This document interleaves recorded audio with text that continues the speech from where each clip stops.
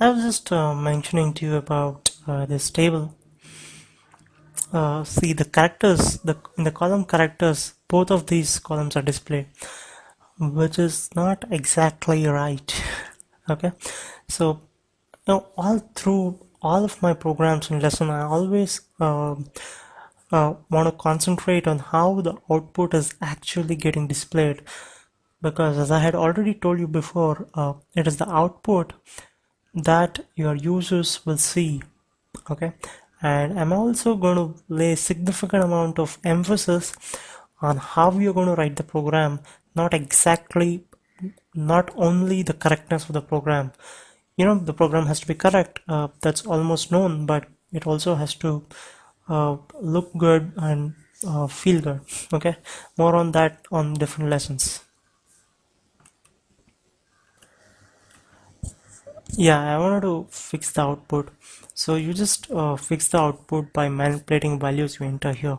Okay, so I agree, but there is certain amount of trial and error and trying out certain values and finding the best fit. So I just tried out a few values and I found this percentage 5D and percentage 13D will give a very good output for this program with this table. Okay, so you need to try out, when you're making your programs, just make sure you try it a few times here and there, and make sure the program looks good. So something like this.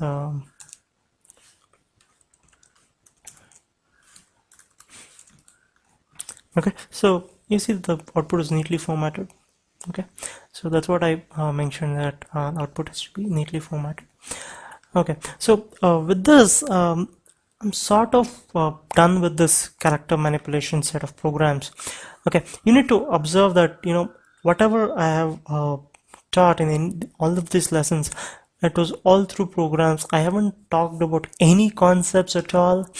But from the next lesson, I'm going to talk about concepts. It's not that I'm going to totally not program or anything. I'm going to write programs and show you how to program continuously. But I'm going to introduce certain lessons where I'm going to talk about concepts, actual concepts in C programming, so that you also have certain amount of theory as well.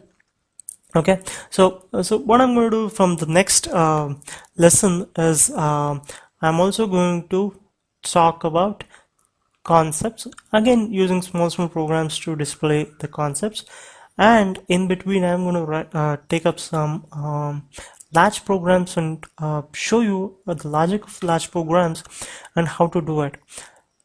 So I guess that's a balanced approach. So if you have any comments, suggestions of how this should go on, you feel free to write it on the comments, and I would be more than happy to implement them. Okay, so with this I'm done, and with the next lesson we're going to look a bit more of theory. Okay.